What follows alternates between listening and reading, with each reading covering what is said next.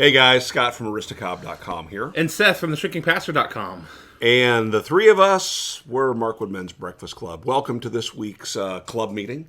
Morning, boy. Good morning. You're sweating. I am. It's warm up in here. Yeah, spring has sprung in North Carolina. You can hear outside the sound of birds and our neighbor's dog.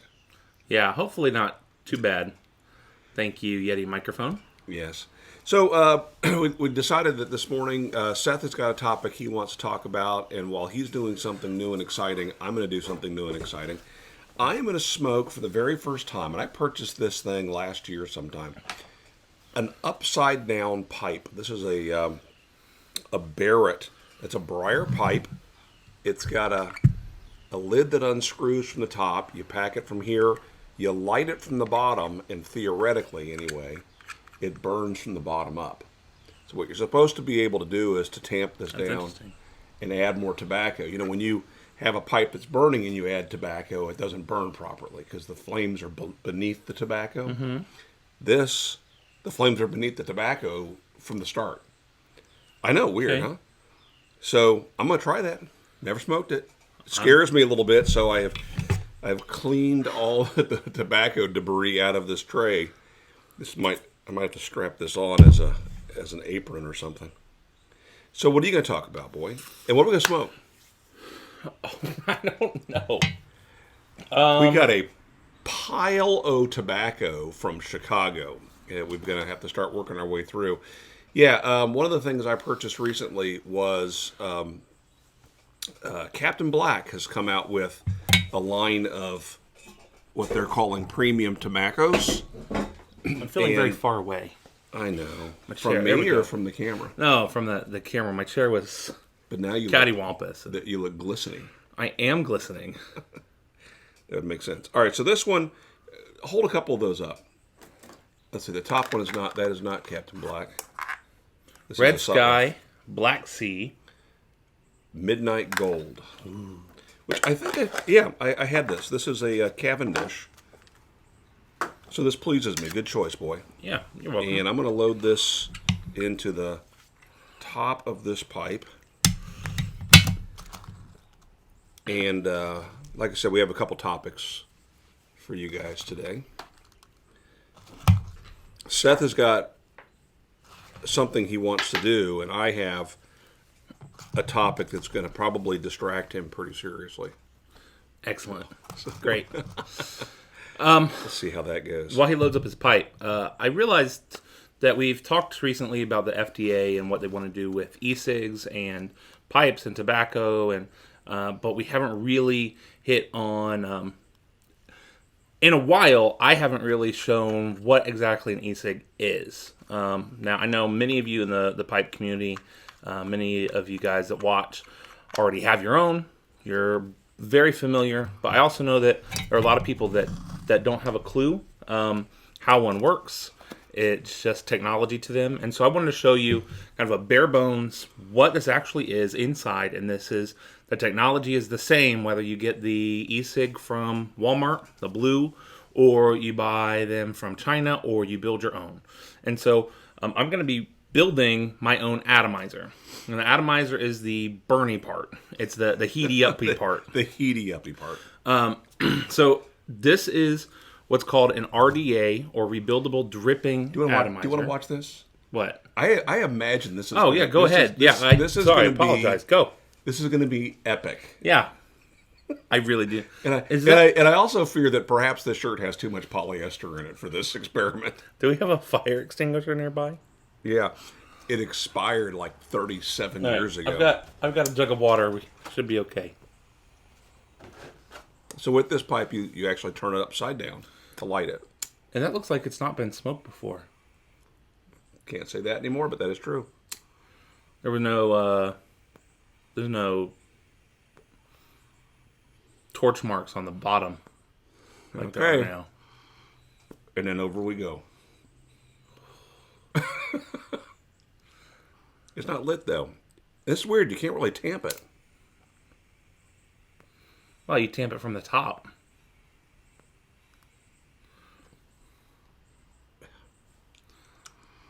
I just want to smoke it like this. I don't get it. What's the big deal here? It's just not right. There we go. All right, you talk. All right. So, what I have here is an RDA. It's a rebuildable dripping atomizer. And this really, I bought it online. It's 3 parts. This is the base. And the base has 2 contacts, 2 posts.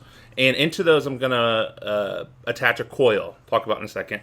The top, and the only thing special about the top is it's got a hole in it right there.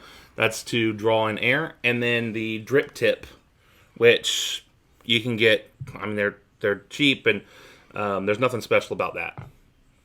So, E-cigs consists of the atomizer, which is the part that creates the vapor, and the e-liquid. And I'll talk about that later. But the atomizer, all it is it's a metal coil and a wick of some kind. And when you put the e-liquid on it, it soaks up the liquid. And then when you connect the coil, which will be wrapped and connected to these posts, when you connect it to a battery and press the button, draw on it, whatever, you turn the battery on, the coil heats up and it vaporizes the e-liquid. That's it. So this coil is kind of like the filament in a light bulb. It's exactly like that. Yep. It lights up when a current runs through it.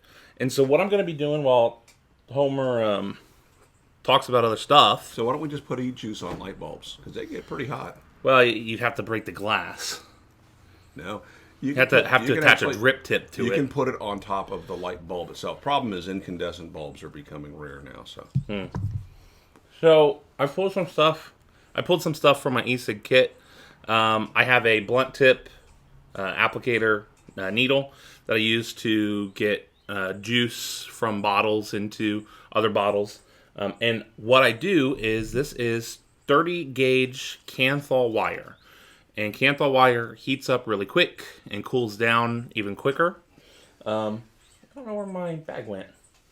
And so all I'm going to do... 2 bags over there. Yeah. Hang on. This is my kit. And so all I do... And there's a little bit of science involved. You don't want to use too thin or thick of a wire. You don't want to wrap it too many times or too few times because it can short circuit your battery. So if you're going to do this at home, if you're going to get into what they call rebuildables, study up. But again, the technology in this, the technology I'm showing you is no different than the technology in the Egos or the blue cigarettes or the things that you buy and it comes in a kit and you just vape it. So my cartomizer here. Yep. That has an atomizer inside of that, you're saying it's what you're doing right there. That's right. Yep. His has a... Oh, wait, on the spirit of this, I should do it upside down. Yeah. His has a tank around it that holds several milliliters of the e-juice. And then there's a wick. Now on his wick is long. It actually dips into the e-juice. The wick sucks up the juice. And then inside at the top of his is a coil. And the juice passes through the coil. And so what can happen sometimes, especially as you get more and more advanced, is you can get dry hits where if you're vaping too quickly, you burn off the e-juice that's around the coil, and then you take another hit, and the wick hasn't had enough time to work to soak up juice, and you get like a really nasty burnt cotton flavor. So I use this needle. It's the right diameter for what I want to do, and I know just from trial and error that I wrap it around here 10 times.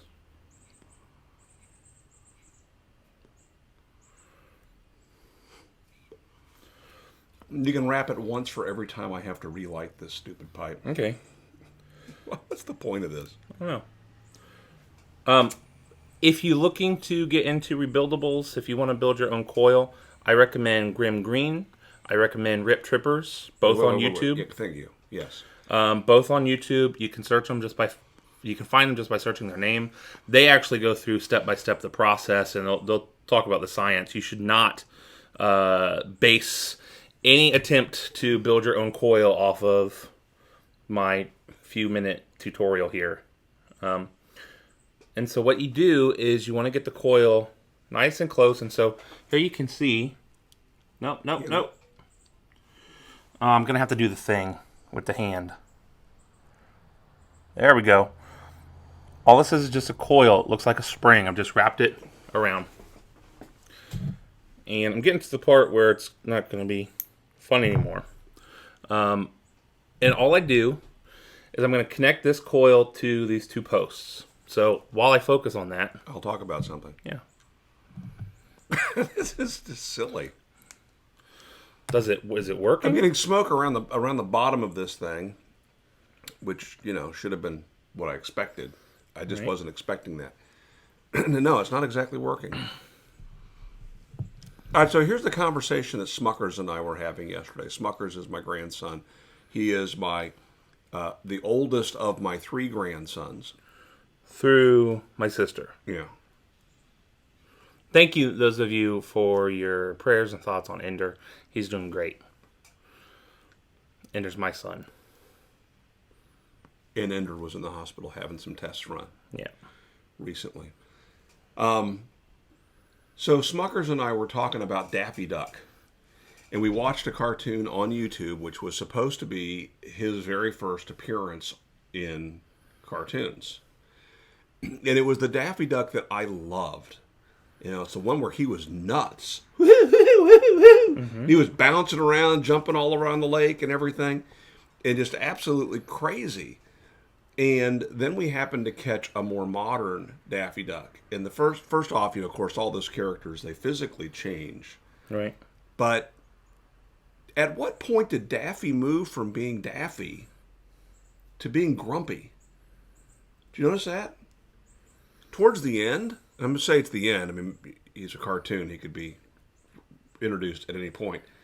But towards the end, when he was a character with Bugs Bunny on the Bugs Bunny show, where they would basically just introduce cartoons, he was just awful.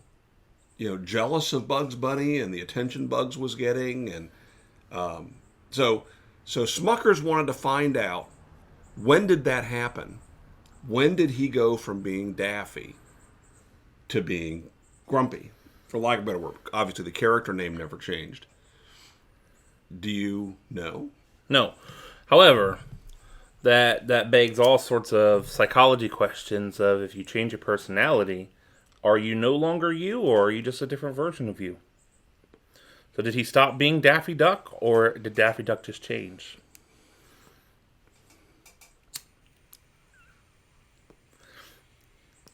Probably not where you're planning to take this. I'm guessing that he bought himself one of these pipes and got very frustrated. It's probably a safe bet. This is going to go right back where it was on the shelf of oddities. I'm getting absolutely no pleasure out of this. That's what she said. Yeah, that happened. All right, so my coil is connected to my posts. Gosh, there's got to be a better way to do this. You think? It's on there. Trust me. I'm tamping. So I'm just curious if anybody else had made that observation, and if you have a sense of when it happened. I've got a theory of when it happened. Do you remember that cartoon where Daffy Duck was basically competing on stage in sort of a vaudevillian act with Bugs Bunny? Space Jam. No, before that. Long before that.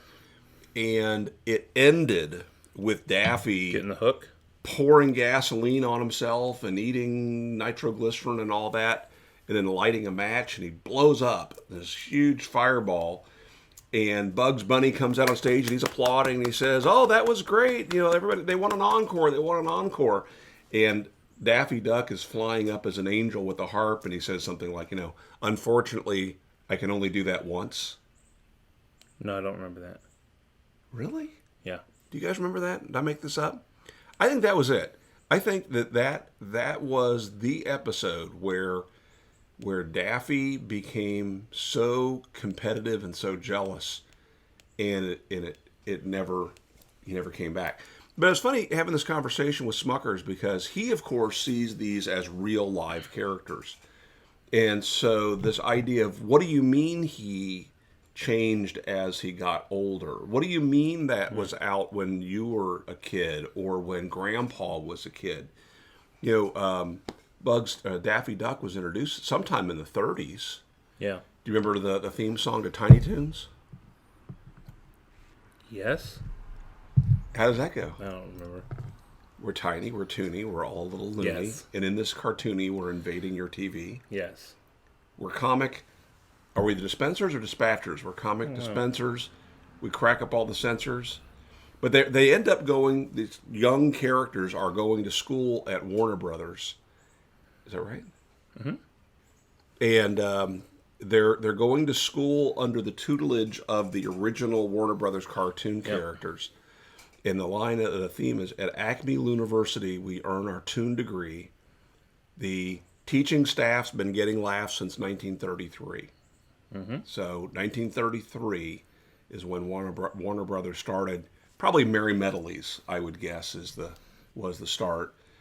And then by sometime in the late 30s, when my dad was a young boy, Daffy Duck would have been introduced. So the cartoon that we watched yesterday was I think 1937.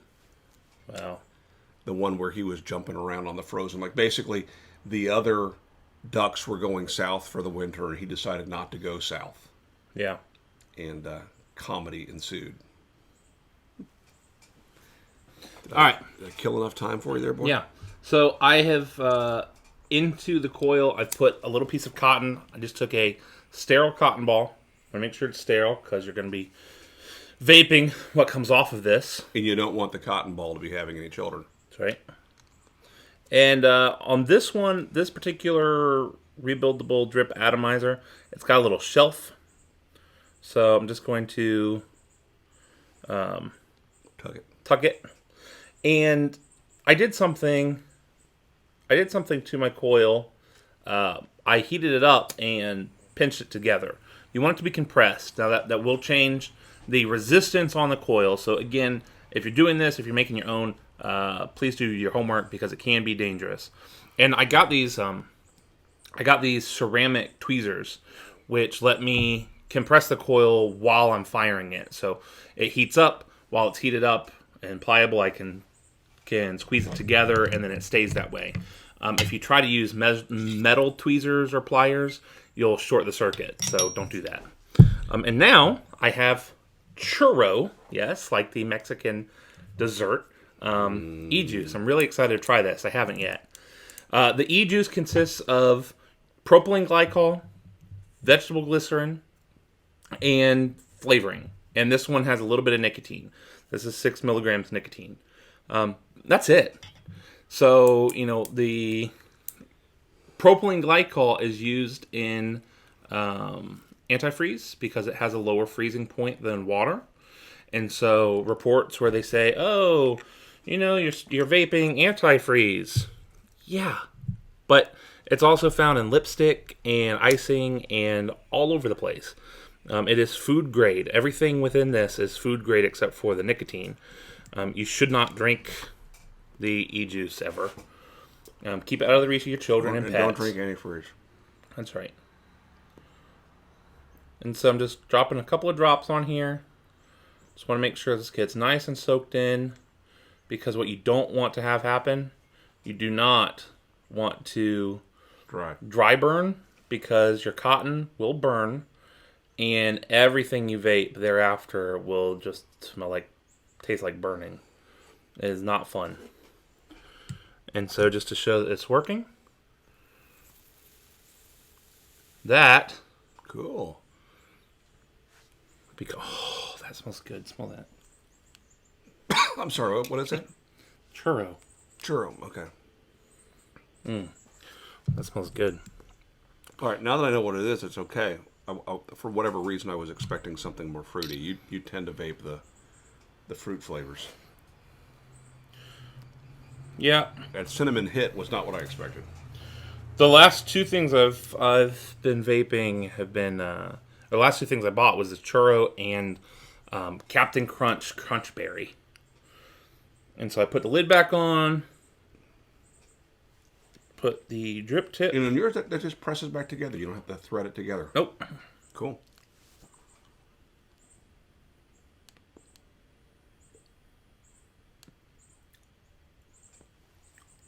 That is good.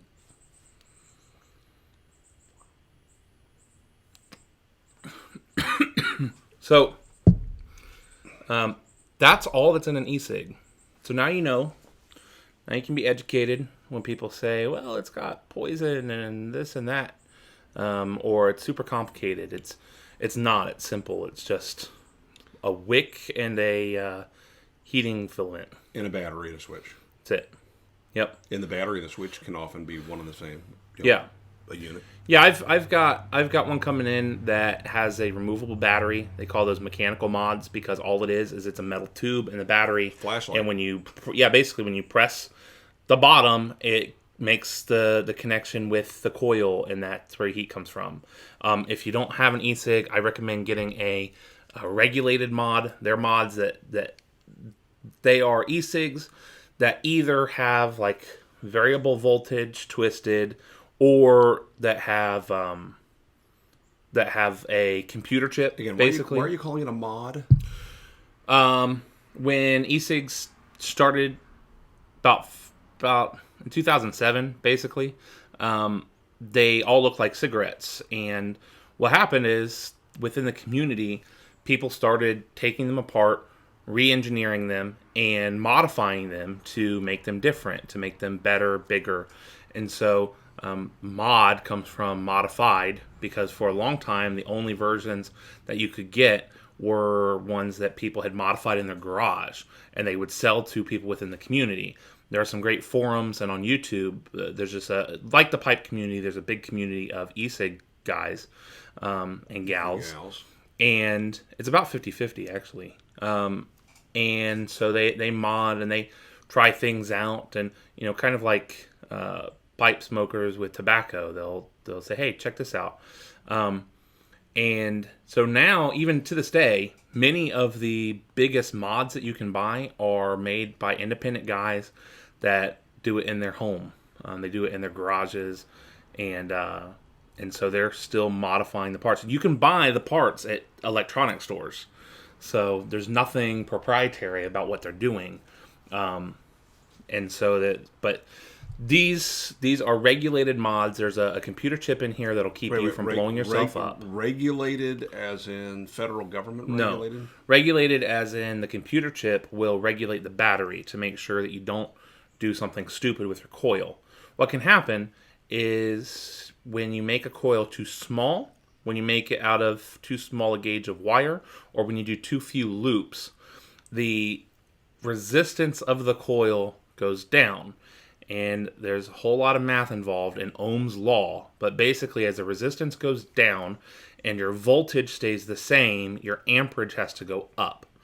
And so the amperage, the output that it draws on your battery, if it gets too high because your resistance is too low, then it's gonna cause damage to the battery, either in the form of fire or in some cases explosions. So your batteries can get weak and can explode. So if it's Ohm's law, then it is regulated. Who enforces that? Which is why That's the phrase right there. I know. Which is why, unless you know what you're doing, unless you do your research, I highly recommend getting a regulated mod, or just one of the... Don't buy the stuff from Walmart. You're going to be disappointed in that, especially if you're currently a smoker. But there are some great websites. Again, find Grim Green and Rip Trippers on YouTube. They can tell you what to get. Follow their reviews. But I want you to know how it's made, what's in it. So again, the stuff from Walmart's made the same way. The coil's just different. How'd that turn out for you? I'm gonna wrap this up and tell you, I took about half of the tobacco out of there, so it's really lightly packed. Now it's burning. It's burning hot, so I can hardly hold on to it. So what's the thinking on this? Why do this? Well, I mean, I guess it's a pipe that you can smoke out in the wind. It's a pipe that you can smoke in the rain. and I don't need to smoke that much in the wind or the rain. So I'm going to retire this one to the rack. The rack of odd pipes, and say, unless you want to have a rack of odd pipes, you probably don't need this pipe. Fair enough. Yeah. For up-to-date news on e-cig, pipe, and cigar regulations and the ways the FDA is trying to screw us, check out MMBClub.com or MarkwoodMen'sBreakfastClub.com.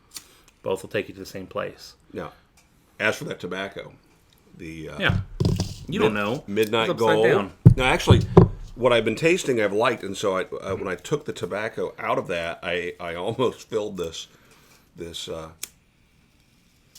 Morgan nose warmer, and I like this stuff. Well, that's good.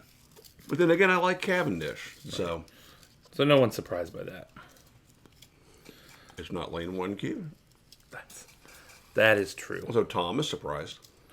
That is true. So, number one, go. Tom, I'm not smoking lane 1Q. Number two, Tom, I wasn't smoking a corn cob in this episode till now. So, in your face. Now in my face. Check out Tom, the the diabetic man. diabetic man. Tom on Provost. YouTube. We'll put a link to Tom's channel. All right. Okay, hey guys, thanks for watching. Visit aristocob.com. Do I ever say that at the end of these videos? I try to get you not to. I think but I don't want to sometimes- say that. I take that back. Make it a great week. Bye, guys.